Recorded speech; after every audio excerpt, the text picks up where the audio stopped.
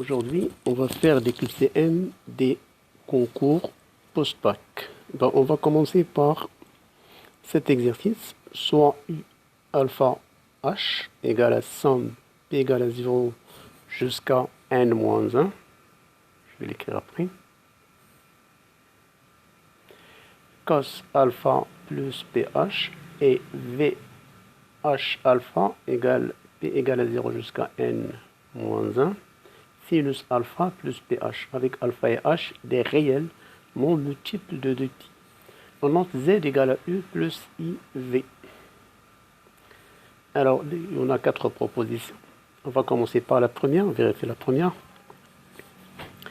Z alpha H égale exponentielle I alpha, facteur de 1 moins exponentielle INH sur 1 moins IH. Alors, on sait que Z alpha H égale, d'après l'énoncé, on sait que Z, dans l'énoncé Z, c'est U plus IV. C'est U alpha H plus I V alpha H. Ceci est égal, on sait que U c'est la somme des cosinus et V c'est la somme des sinus. On peut directement, c'est P égale à 0 jusqu'à N-1, cos alpha plus PH plus I sin alpha plus PH. Donc, une fois qu'on a écrit Z sous cette forme, on peut passer à la forme exponentielle. Somme P égale à 0, N-1, exponentielle I alpha plus PH qu'on peut simplifier encore.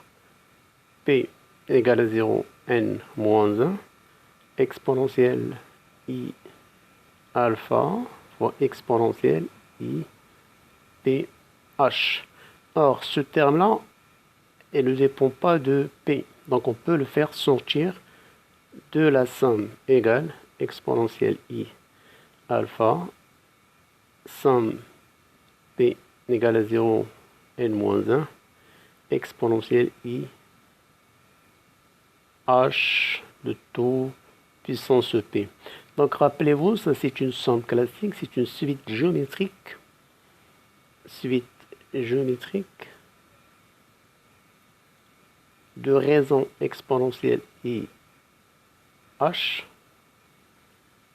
et de premier terme égal à 1. Et on sait comment on calcule la somme des termes consécutifs d'une suite géométrique. Donc c'est égal E et alpha, ben, le premier terme c'est 1 moins, et on sait qu'entre N-1 et 0, il y a un terme, N-1 moins 0 plus 1, ça fait un terme. E, I, N, H sur 1 moins E, I, H. Et en comparant à la proposition, on peut dire que la proposition A, elle est vraie. Donc c'est là, elle est vraie. Reste maintenant à vérifier la proposition B. Alors la proposition B, ce n'est qu'une conséquence de la proposition A. Il faut juste encore continuer de transformer la proposition A pour avoir la proposition B. Donc on a E, I, alpha,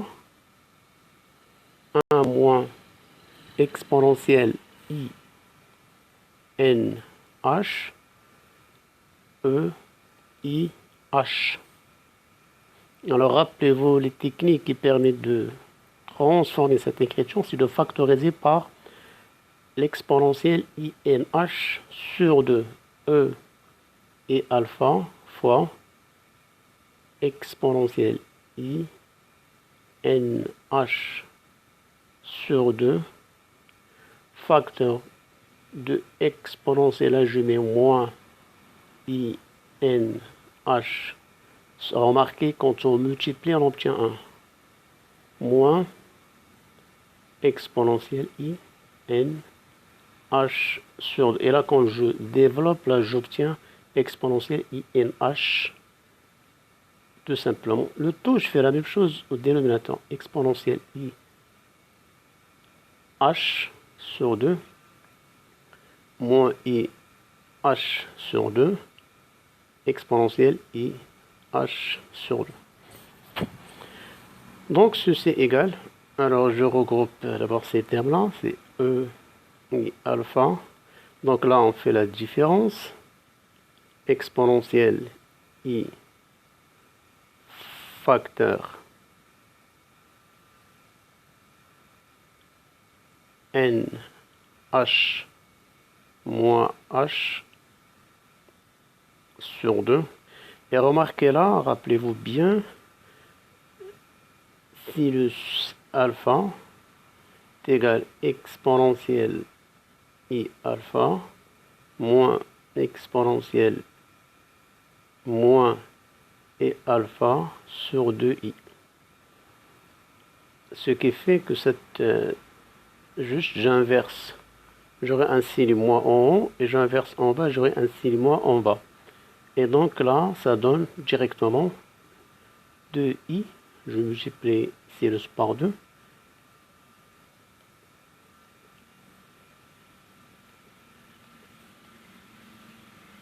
Alors j'aurai là 2i sinus n h sur 2. Je fais la même chose au dénominateur. 2i sin h. Et là, je simplifie. Et là, j'arrange les deux exponentielles. J'aurai juste un seul exponentiel. I facteur alpha plus n moins 1, je factorise par h, sur 2, fois sin n h sur 2 sur sin h sur 2. Remarquez bien que la proposition B, évidemment, elle est fausse. Ou bien la réponse B, elle est fausse. Dans la réponse B, ici on a l'exponentielle IN tout simplement, donc elle est fausse. Passons à voir la proposition C. Alors dans la proposition C, on nous demande de vérifier alpha h égale V pi demi moins alpha h. E alpha h égale V pi demi moins alpha h.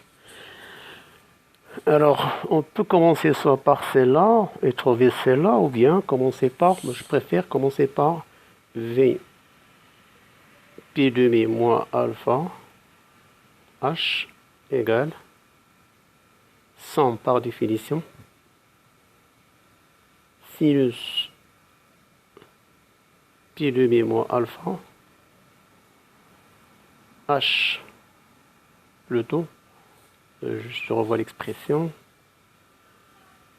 alpha plus ph, ça fait pi demi moins alpha plus ph.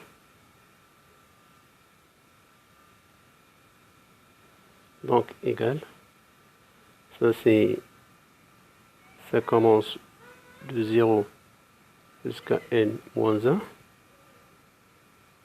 Donc c'est égal, somme P égale à 0, n moins 1. Sinus, regardez bien là, les relations trigonométriques, pi de pi moins, je factorise alpha, moins pH. Rappelez-vous bien, sin pi demi moins alpha égale cos alpha. Ceci égale 100 pi égale à 0 n moins 1. Donc ça donne cosinus alpha moins ph. Et cos alpha moins ph, c'est égal U alpha moins h.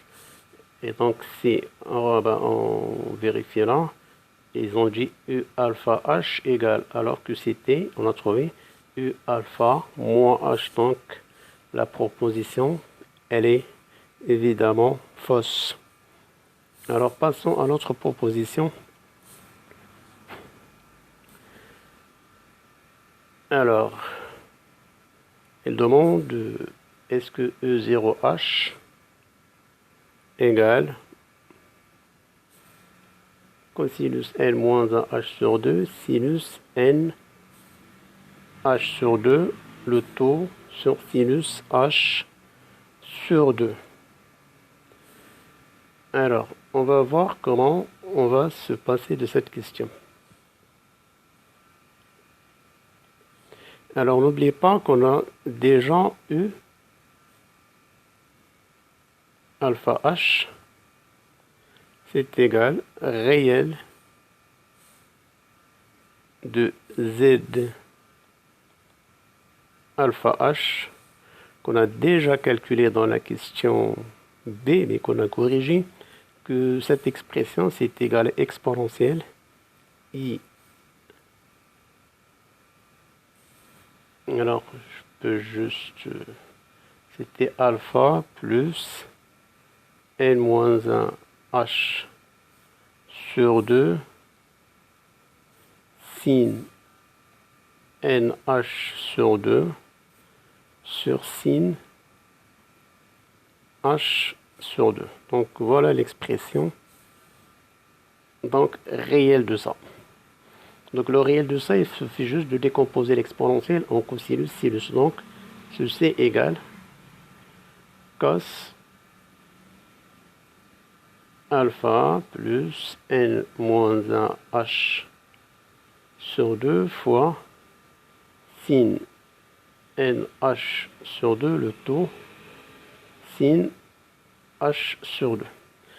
Mais la question elle demande est-ce que E0 h égale, regardez bien la question, est-ce que E0h égale à cette expression-là?